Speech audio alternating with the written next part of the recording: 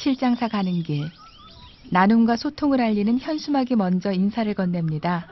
칠장산 이게 꼭 정상으로 올라가려고 그랬는데 좀 설명 좀 해주십시오. 예.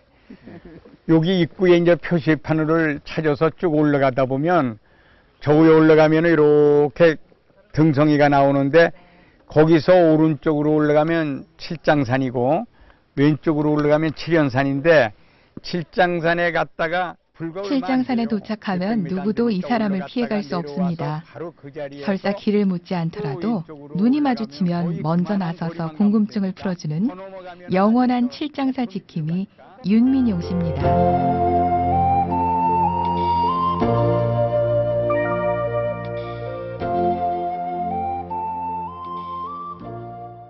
안성이나 저희 칠장사를 많이 사랑하시는 분 같아요. 그리고 항상 공부하시고 많은 사람들에게 최대한 이제 적은 시간 안에 많은 정보를 전달해야 되니까 많이 공부하시고 굉장히 좋으신 분 같아요. 앞으로도 계속 계셨으면 좋겠어요.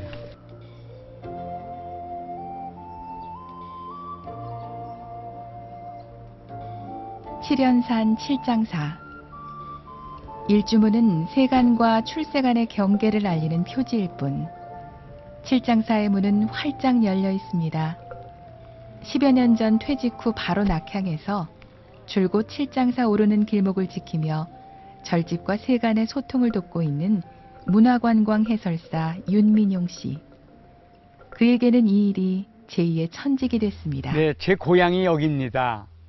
이 죽산면이 제 고향인데 이 죽산면에는 불교 유적이 많이 있습니다. 그래서 제가 고향이 여기니까 어려서부터 관심을 갖고 있다가 13년 전에 정년 퇴임을 해가지고 고향에 내려온 뒤부터 집중적으로 좀 공부를 시작을 해서 향토사를 좀 익히게 됐습니다. 근데 향토사를 익히다 보니까 칠장사의 문화재가 제일 많이 있어요. 그래서 제가 칠장사에 와서 문화재를 많은 사람에게 알려야 되겠다고 해서 와서 보니까 자연히 불교에 관한 이야기를 많이 하게 되고 또 여기서 숨어 있는 이야기를 개발을 해내게 됐습니다.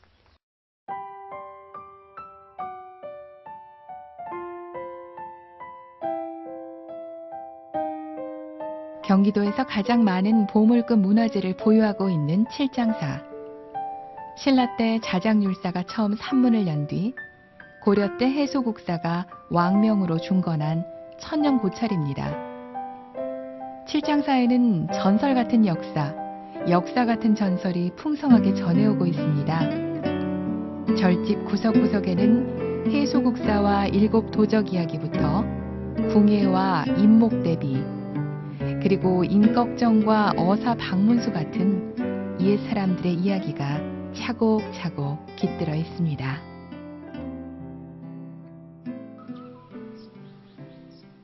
칠장사 철당간.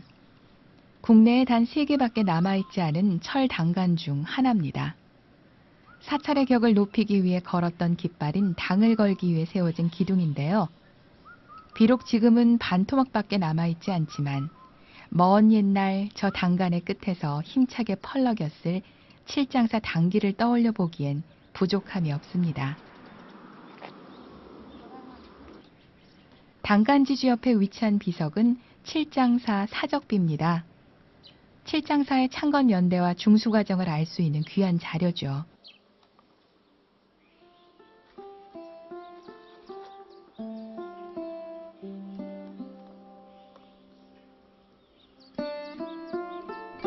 일주문을 지나 작은 언덕을 오르면 천왕문입니다. 예로부터 한국의 사찰에서는 일주문과 본당 사이에 천왕문을 세워 사천왕을 모셨습니다. 수미산 정상에 있는 제석천의 명을 받들어 불법을 수호하는 영원한 불가의 수문장이죠.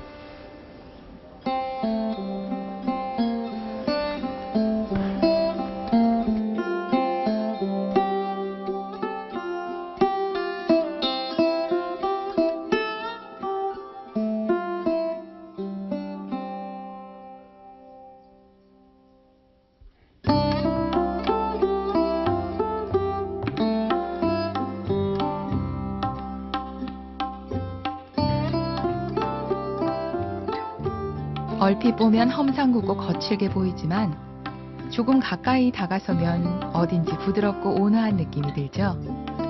나무를 깎아 만드는 보통 사천왕상과는 달리 칠장사의 사천왕은 진흙으로 비적운 소조상입니다.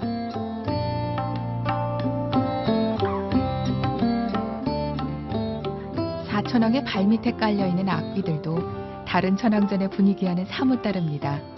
여기엔 아주 특별한 우리 역사의 한 장이 담겨 있습니다. 네, 이 사천왕은 1725년 영조 1년에 조성된 것으로서 당시 사회상이 아시는 바와 같이 청나라의 박해가 아주 심했습니다. 그래서 사천왕이 작기를 밟고 중보를 하는 것을 청나라 병졸들을 상징해서 저렇게 해놨습니다. 그것이 특징이라고 할 수 있고, 또 하나는 대개 사천왕은 나무로 조성을 하는데 칠장사 이곳의 사천왕님은 흙으로 조성을 했기 때문에 소조사천왕이라 해서 유명합니다.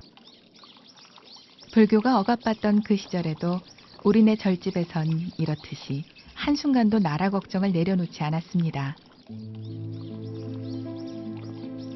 대웅전 마당 한가운데를 지키고 있는 이 탑은 인근 마을에서 나뒹굴던 석편들을 수습해서 다시 세운 겁니다. 몇 년 전만 해도 한낱 깨진 돌 조각에 지나지 않았지만 이제는 어엿한 고려탑의 기품이 느껴집니다.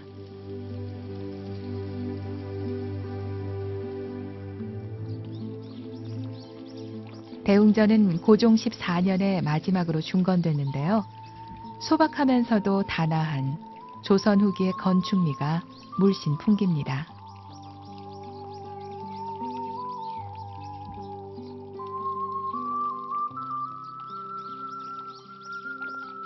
대웅전을 오르는 돌계단에는 구름을 새겨 넣었습니다.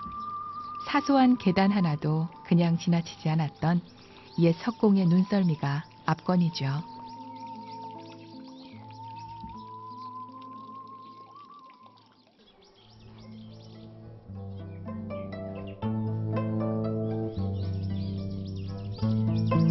소나무, 전나무, 느티나무, 기둥마다 수종이 다른 배흘림 기둥입니다.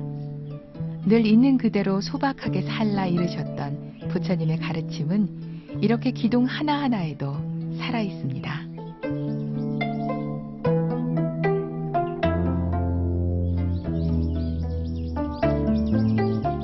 희끗하게 색이 바른 단청이 화려한 단청보다 시선을 더 오래 붙잡는 까닭은 뭘까요? 아마도 오래도록 봐왔던 고향집 같은 정겨움이 여기 살아 숨쉬기 때문 아닐까요?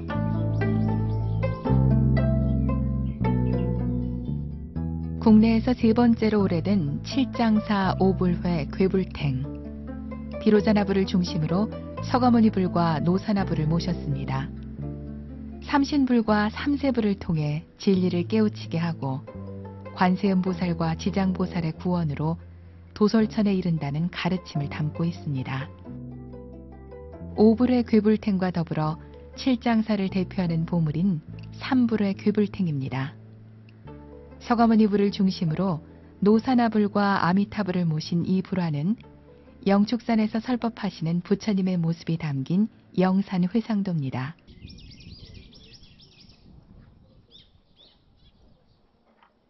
대웅전 오른편에는 죽산리 봉업사터에서 모셔온 석불입상이 서 있습니다. 이 석불은 석굴암 본존불과 비슷한 시기에 조성된 통일신라시대 부처님인데요. 비록 얼굴 부분은 마모가 심하지만 부드럽게 흘러내린 옷자락과 몸의 곡선미를 보면 뛰어난 석공이 무척이나 공을 들였던 작품 같습니다. 부처님의 정수리에서 발하는 세 개의 화불과 몸 전체에서 뿜어나오는 신광의 화연무늬도 예사롭지 않죠.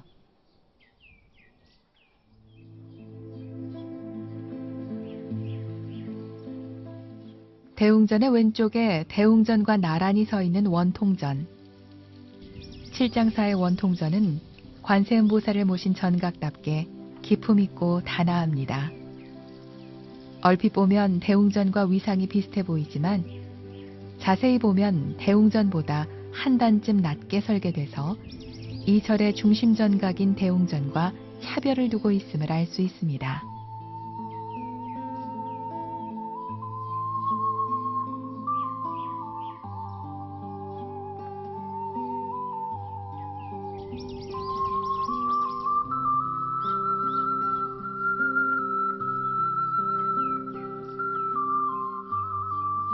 대웅전과는 달리 격자쌀과 교살로 이뤄진 문창쌀은 여염집의 사랑채 문쌀처럼 소박한 운치가 있습니다.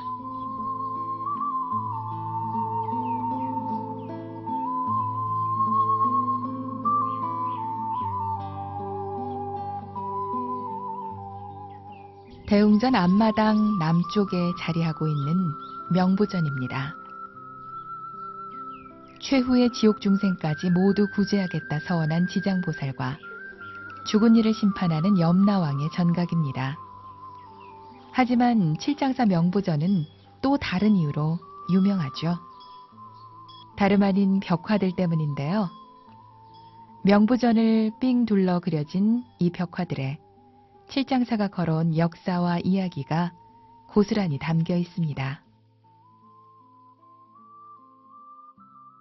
신라 왕실의 서자였던 궁예는 이곳 칠장사에서 유년기를 보냈다고 전해집니다. 궁예가 1살 때 와서 10살까지 있었다는 그 사실이 지금 밝혀지고 있고요. 전설이 있는데 그 전설이 실제로 그냥 만든 전설이 아니라 역사적으로 고증이 되는 전설이 칠장사에 여러 가지가 있고, 그것이 오늘날 다시 햇빛을 보고 있다는 데에 대해서 상당히 저는 해설사로서 긍지를 갖고 또 보람을 느끼고 있습니다. 이곳은 궁예가 무예를 연마했던 활터로 전해지고 있습니다. 한창 부모의 사랑을 받았어야 할 어린 나이에 궁예는 이곳에서 활을 쏘면서 무슨 생각을 했을까요? 벽초 홍명희 선생의 소설로도 유명한 임꺽정과 그의 스승 병해대사의 이야기 또한 이곳 칠장사를 배경으로 펼쳐집니다. 민초들에게 가죽신 짓는 법을 가르쳐 유기와 더불어 가죽신을 안성의 명물로 만든 갓바치 출신의 병해대사. 임꺽정은 대사로부터 무예와 함께 진정한 나눔의 정신을 배웠다고 합니다. 임꺽정이가 1560년에 이 절에 와서 스승인 갓바치 출신의 병해대사님의 그 49제를 지내고 합니다. 그때 이제 병해대사는 85살에 입적을 하셨는데 일찍이 그분한테 글을 배운 임꺽정이가 와서 49제를 지내면서 이래 동안에 조성했다는 목불이 현재 칠장사에 모셔져 있습니다. 임꺽정이 스승 병해대사를 위해 직접 나무로 깎았다는 꺽정불. 최근 학술 조사 결과 조성년대가 임꺽정이 살았던 때와 맞아떨어져서 지금까지 단순한 전설에 불과했던 꺽정불은 더 이상 전설이 아닌 역사의 한 장으로 자리매김하고 있습니다. 칠장사는 조선조 비운의 왕후였던 인목대비의 원당이었습니다. 당파 싸움으로 아들 영창대군을 잃은 인목대비는 10년에 걸쳐 금광명 최승환경을 사경하면서 슬픔을 달랬습니다. 인목대비의 간절한 기도는 헛되지 않았습니다. 10년 사경이 끝나자 인조가 반정에 성공하고 인목대비의 10년 한도 풀렸던 거죠.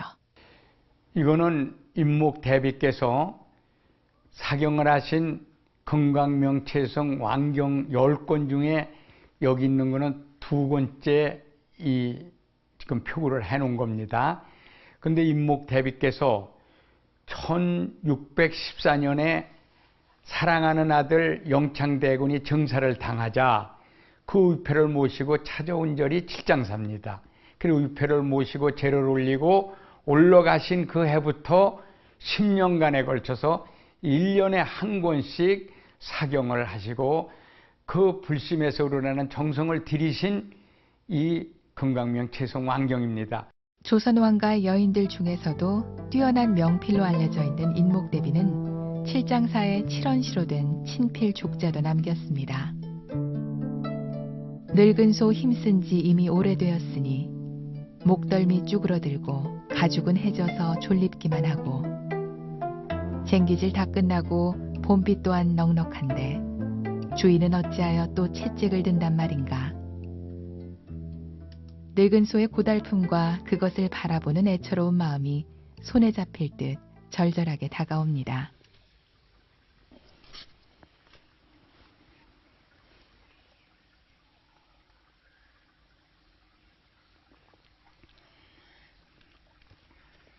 이 우물이 유명한 고려 시대에 해소국사께서 7 도적을 제도하셨던 우물입니다.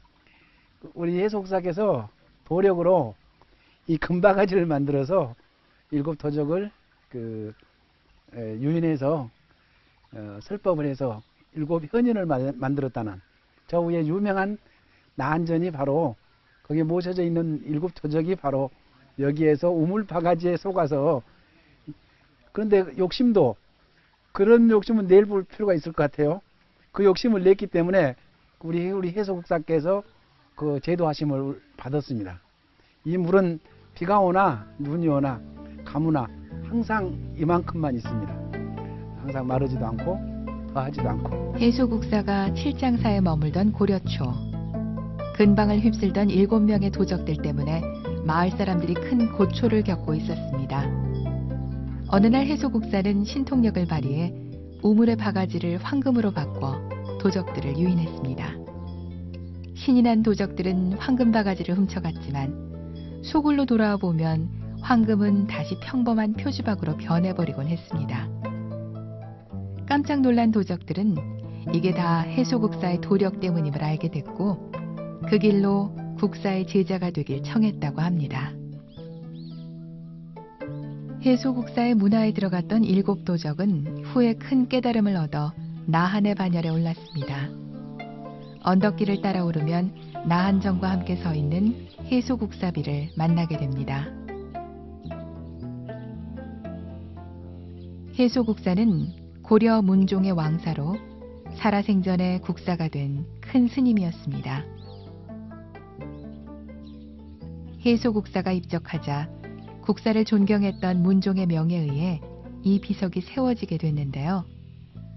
당시 고려 땅에서는 나지 않던 검은 대리석을 송나라에서 들여와 국사의 일대기를 새겨 넣었다고 합니다.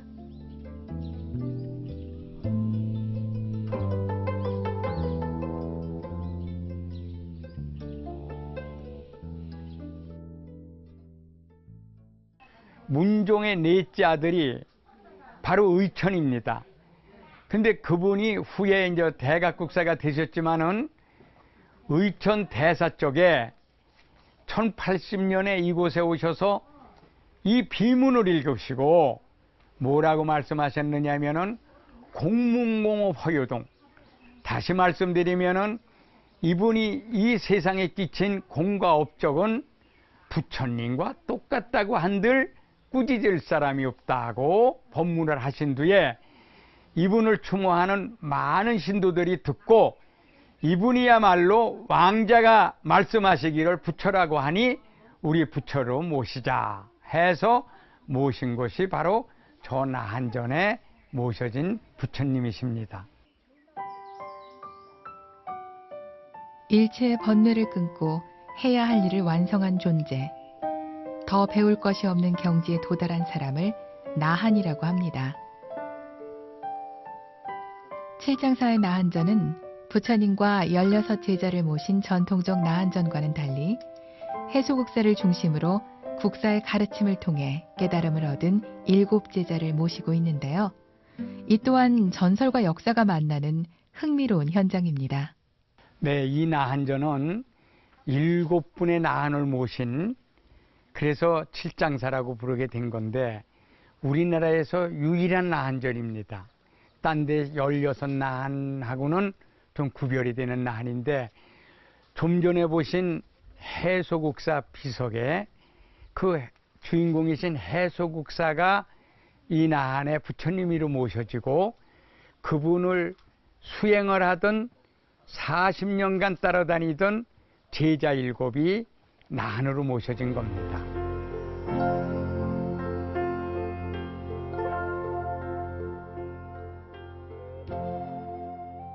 해소국사와 7나한은 칠장사의 새로운 역사가 됐습니다. 산 이름도 절 이름도 바뀌었죠. 본디 아미산이었던 것이 칠연산이 되고 칠장사의 칠도 원래 뜻과 달리 7칠자로 바뀌었습니다. 이 작은 나한전으로부터 칠장사가 출발했다고 해도 과언이 아닌 셈이죠.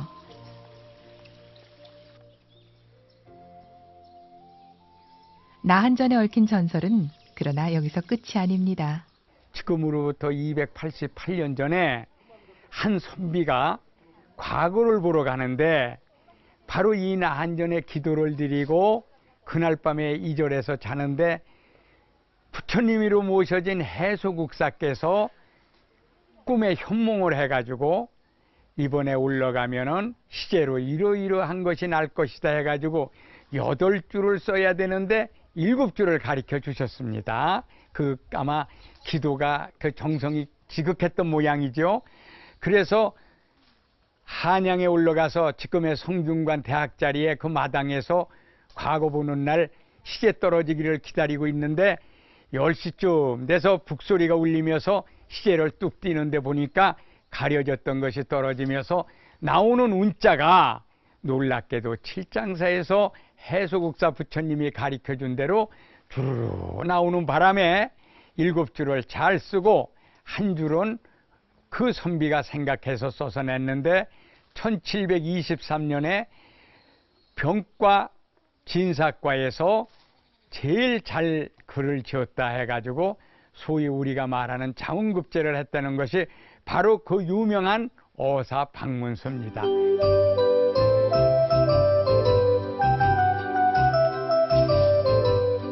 어사방문수를 장원급제로 이끌었던 나한전이니 이곳 나한님들의 위력은 이미 역사적으로 검증이 된 셈이네요. 칠장사의 인기 넘버원 나한전입니다. 어사 박문수라는 분이 여기 기도를 하셔가지고 소원성취를 하셨다고 하셔서 저도 이제 대학 입시생이 있어서 기도하러 왔어요. 신랑이랑 같이.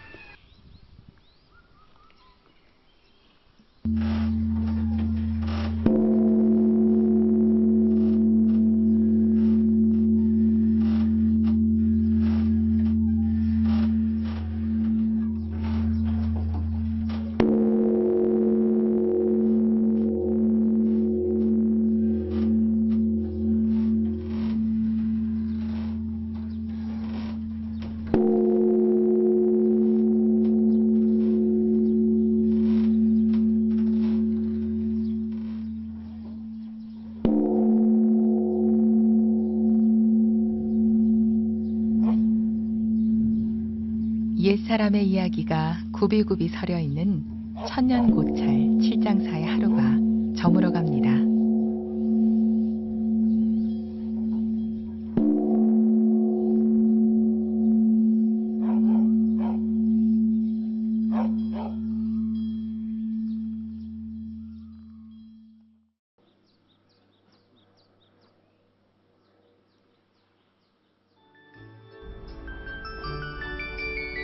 오늘은 한 달에 한 번 있는 칠장사 나눔의 날.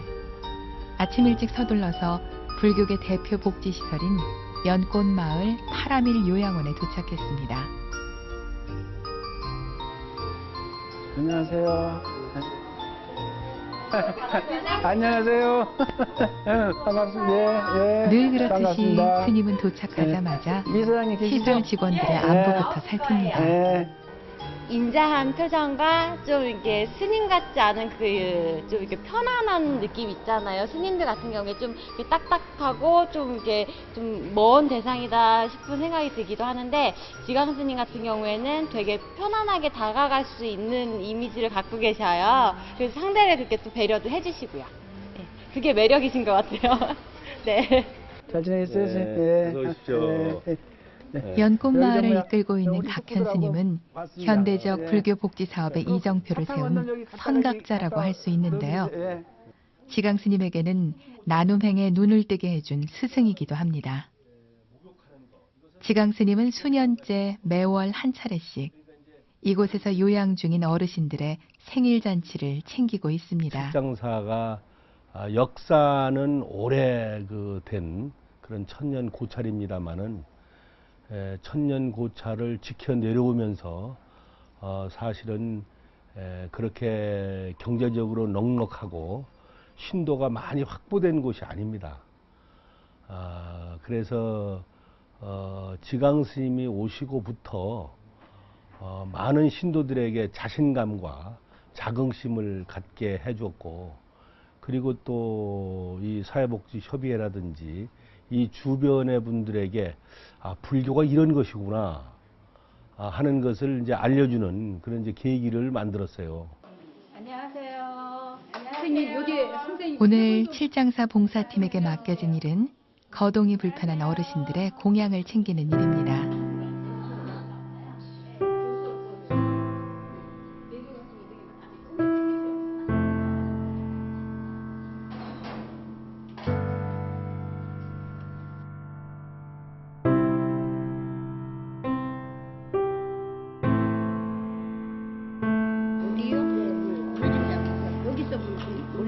여기 있어요? 아니 여기 있어요. 컵에. 여기 잡을게요.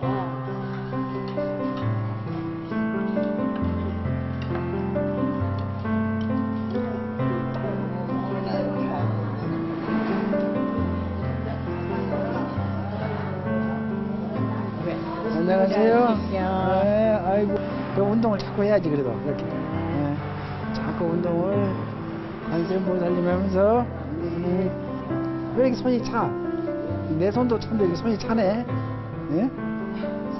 아들이랑 한 말? 9살 때 꾸민 노래 해보세요. 빨리 해보세요. 잘한다고 다 쳐다봐요.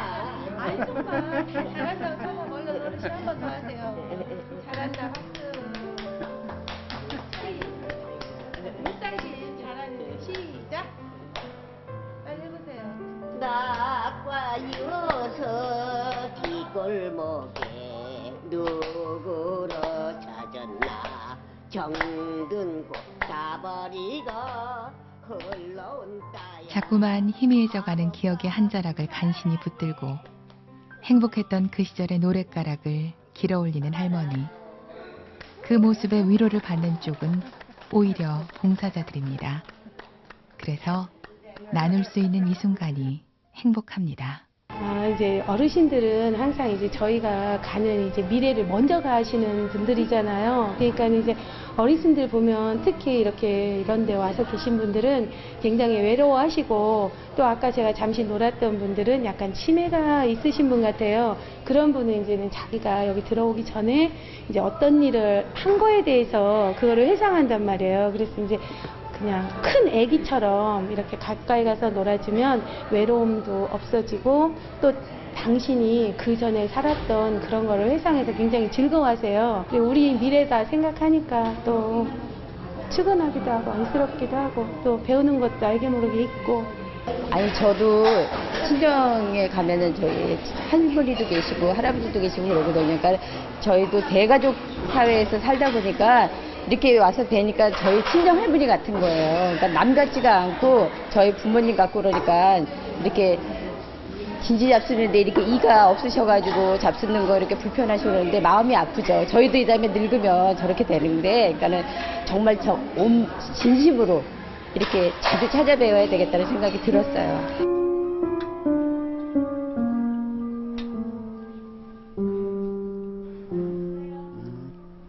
어르신의 식사를 돕다 보니 스님은 몸이 불편한 속가의 아이고, 어머니가 떠올라 맛있어요? 마음이 맛없죠? 짠해집니다. 네. 그래 맛있게 잡숴요. 글쎄 너무 참 그 마음이 많이 아프죠. 제가 이제 꿈꾸는 세상이 가난 없는 세상과 병이 없는 세상인데, 그런 날이 그 오리라고는 분명히 오리라고 생각은 하지만 그 그게 언제일지 모르겠어요. 이런 데 와서 볼수록 제가 더욱더 열심히 정진을 해서 정말로 가난 없고 병이 없는 그런 세상이 올 때까지 열심히 정진을 해야 되겠다는 그러한 생각을 다시 한번 다짐을 해봅니다. 지강 스님에게 나눔행은 일상입니다. 하지만 늘 쓸데는 많고 쓸돈은 부족한 게 문제였습니다. 그러다 보니 한 가지 원칙이 생겼습니다. 입시 기도로 들어온 시주는 다시 학생들의 장학금으로 사용하고 기도비는 지역사회를 위해, 제를 지내고 들어온 시주는 형편이 어려운 스님들을 위해 내놓는다는 원칙입니다. 나눔은 결국 정의라는 게 스님의 생각입니다. 요즘 우리 사회가 나눔에 인색한 것은 언제부턴가 이웃사촌이 사라져버렸기 때문이라는 거죠.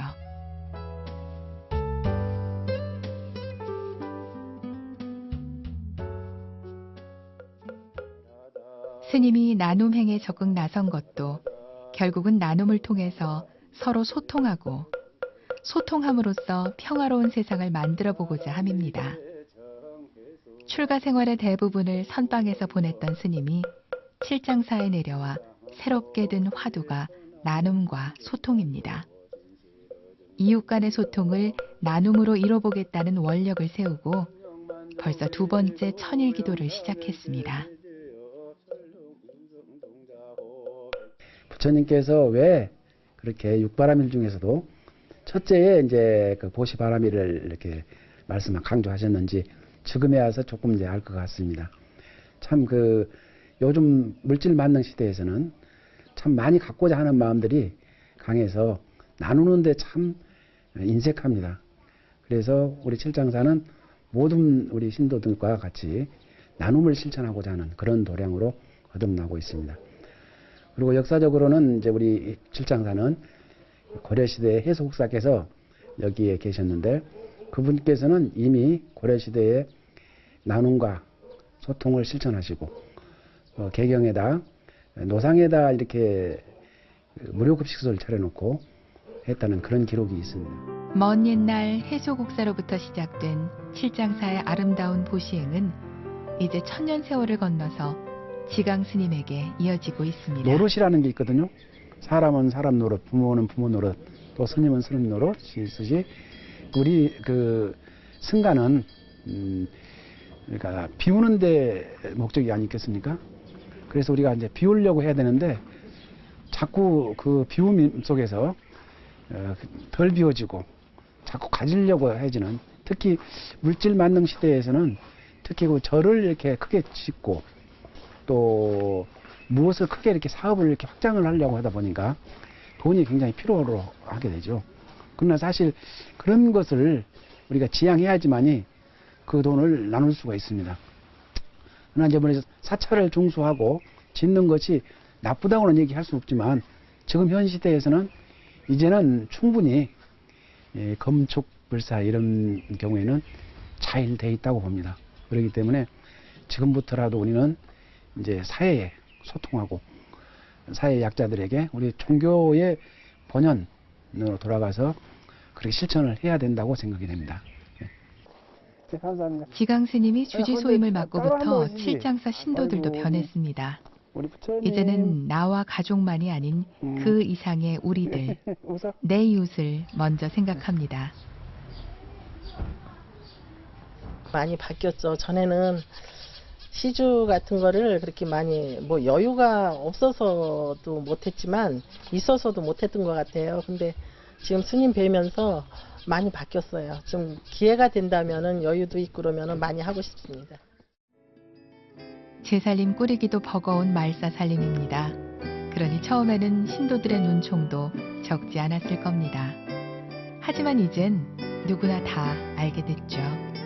나눔은 샘물과 같아서 아무리 많이 써도 꼭 다시 채워진다는 거. 그래서 지금은 나눔의 날에 더 많은 신도들이 모인다고 합니다. 우리 지장보살님께서 지옥 중생이 다 없어질 때까지 성불 하지 않겠다 이래 하셨듯이 저 또한 앞으로도 가난과 병고 없는 그런 세상이 오기를 간절히 기원하겠습니다. 나눔은 자랑할 것도 숨길 것도 아닙니다. 지금 이 순간 오직 행할 뿐 그 자체에 특별한 의미를 부여하지 않습니다. 날숨과 들숨이 무의식 중에 들고 나듯이 나눔도 그렇게 자연스러운 일이니까요. 사찰이 크고 적고 그거는 상관없는 것 같아요. 이제 그 원이 얼마나 크느냐에 따라서. 그래서 뭐 전혀 저는 이렇게 어렵다는 생각을 한 번도 가져본 적이 없습니다. 왜 그러냐면 들어오는 만큼 하면 되니까요. 예? 또 그래서 저는 그 원칙을 이제 항상 들어오는 것을 아끼지 않고 인연 따라서 나누겠다. 그것이 바로 우리 실장사에 오시는 분들이 보시하는 까닭이 아닐까요?